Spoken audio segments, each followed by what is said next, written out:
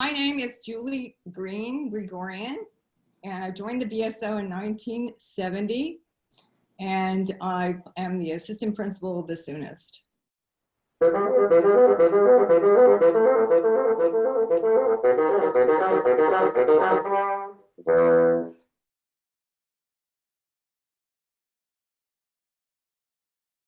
I was in high school, the Detroit Symphony came to my hometown to play a concert, and of course my parents took me, and we sat in the gym up in the bleachers, and they played The Rite of Spring. It was the first time I had ever heard it. And I was just blown away. I was just mesmerized because I was like looking down on the orchestra. It was like seeing all these instruments popping up and playing all these different sounds, and I just thought I would go into heaven. It was wonderful. So I said, this is what I'd like to do with my life. And my parents said, how can you say that? Look at those people, how tired they look after the concert, and look at them all getting on the bus. You hate riding on buses. Why would you want to do that? And I said, well, I think I could get used to it. And guess what? I've gotten used to it.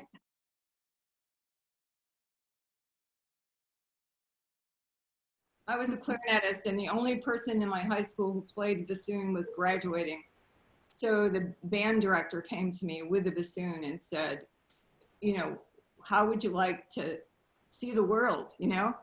You play this, you know, you'll get to do a lot of interesting things and whatnot. You know, a lot of people play the clarinet, but not many people play the bassoon.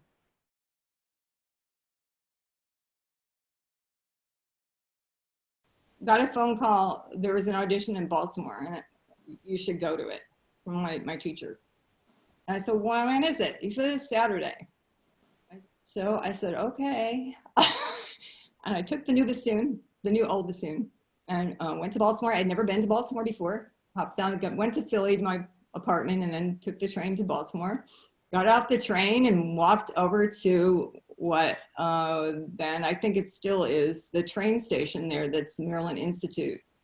That's where the audition was, in the train institute. There was no Meyerhoff, you know, in those days. So that's where I auditioned with no hopes, really. I mean, it was okay audition because I just thought that this is crazy, but I'll play it anyway. So I played, packed up my bassoon, went back to my parents, was eating lunch and got a phone call from them. They said, we want to offer you the job.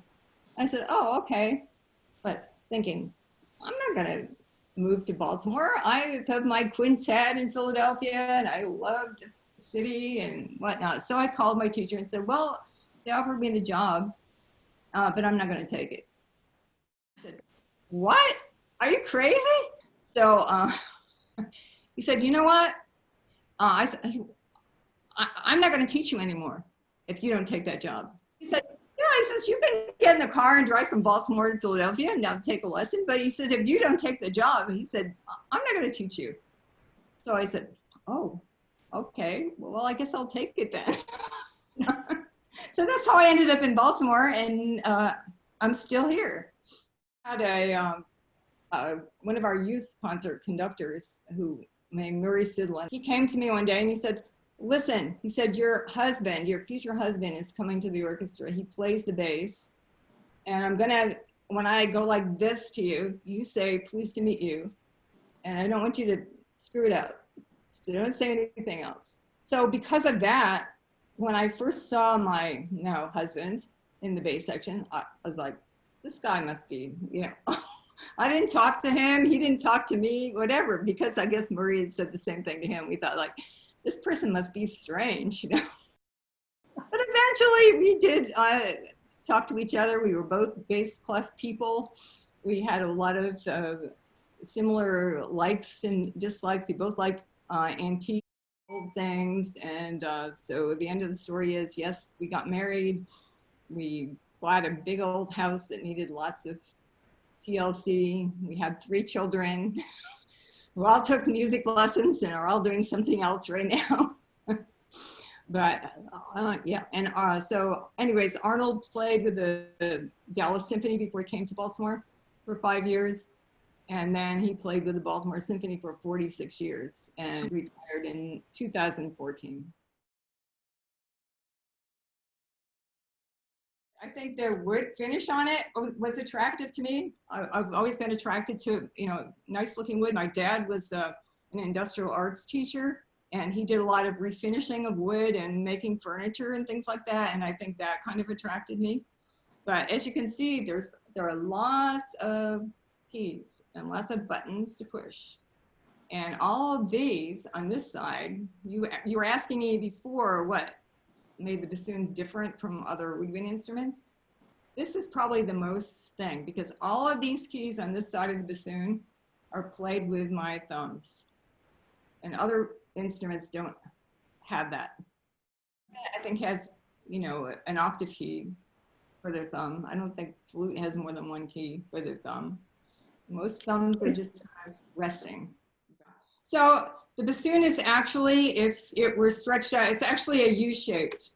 The air goes through the vocal down here to the bottom. It goes around in a U, back up to the top.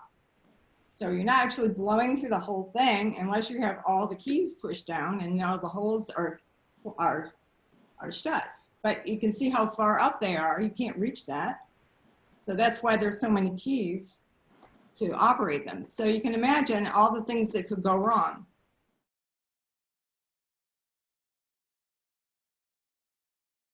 Well, here's the lowest note.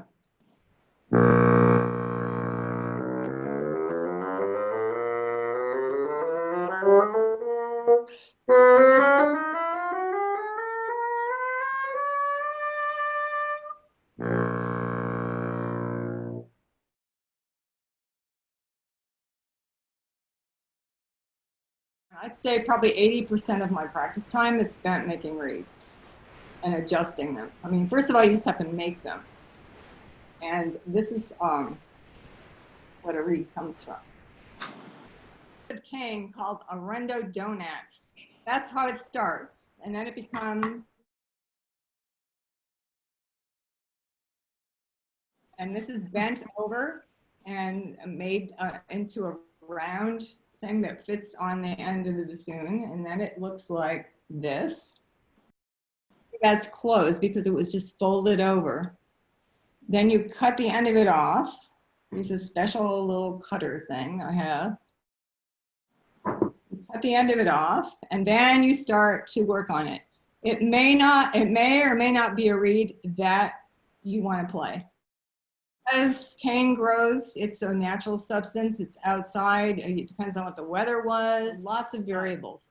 So the only solution to that is you just have to make many, many, many reeds. It takes a lot longer to make a bassoon reed, but a bassoon reed lasts longer than an oboe reed. Oboists would kind of get up in the morning and make their morning reed and play on it, and then that's the end of it.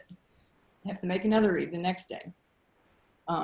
Bassoon reeds are not as fragile, but and they last a little longer, but it takes a lot longer to make them.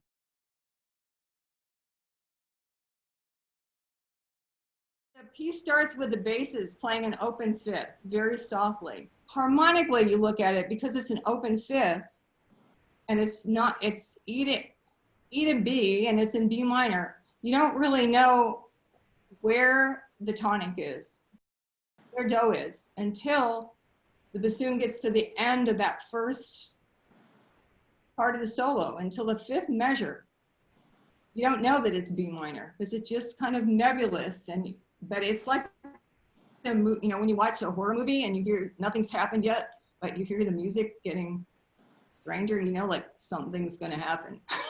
That's what you hear. Then in 1987, we went on tour to Europe and to Soviet Union.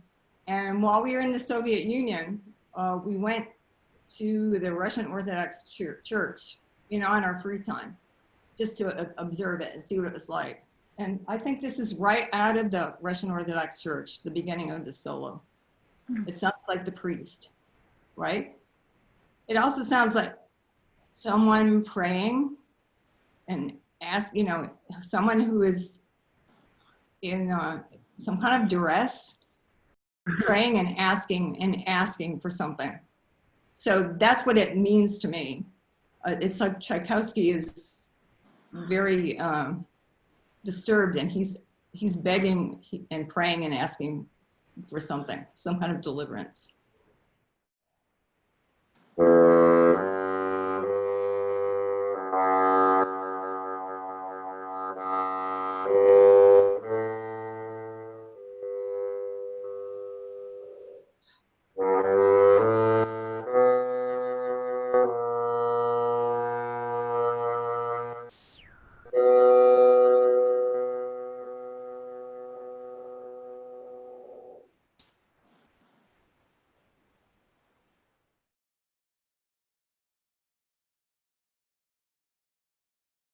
Spring is a very primal thing. I mean, everybody probably knows the piece, but the way that's written is you don't feel any meter at the beginning. It is metered out because that's what Stravinsky did. He put bar lines in where he wanted some emphasis, but it wasn't meant to be brought out. That's just kind of to help you play it, basically. So it's very ethereal. The beginning of it is so.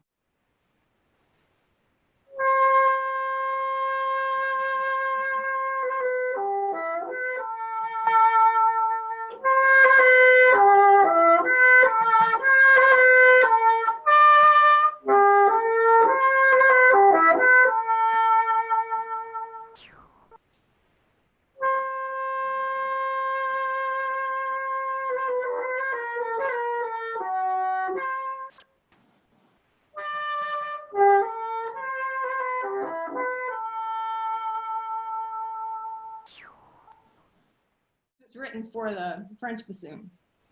And the French bassoon is, has a narrower bore to it, and it's a more soprano sounding nasal instrument. They use a bigger reed, wider reed. And that's not that different for them to play a high register like that. We bassoonists are not afraid of being funny.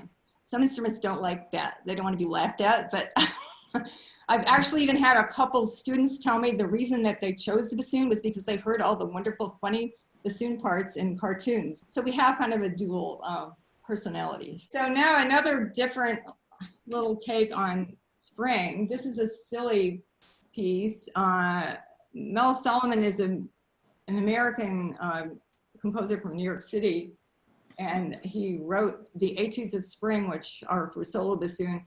And it has lots of movements like the lake, the storm, the bumblebee, and this is called the duck, this one. And speaking of the duck, this is what's called crowing your reed. And when you're making reeds and you blow on them, just the reed, you can pretty much tell from that how the reed's gonna respond. There are different things you can do. You can use your knife.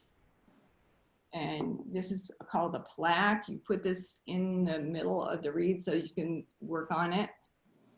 Or if it's too flat, you cut it off with one of these, and then you have to sand it down again, especially on the tip to make the response just right. Or you can take pliers and you can adjust these wires so that the opening is bigger or smaller. Next, the tonal quality, it affects the pitch, and more importantly, the response of the reed. So you see double reed players are constantly fussing with their reeds because it depends on if it's raining or the sun is out or what kind of hall you're in, if the hall is a wet hall or a dry hall, that's acoustically speaking. Lots of variables. So this is my duck reed. Okay, here's the duck. Now you're gonna hear the duck quack in here, and that's a very strange kind of sound. And that's called a multiphonic. It's because I'm doing a funny kind of fingering that's making it have more than one pitch.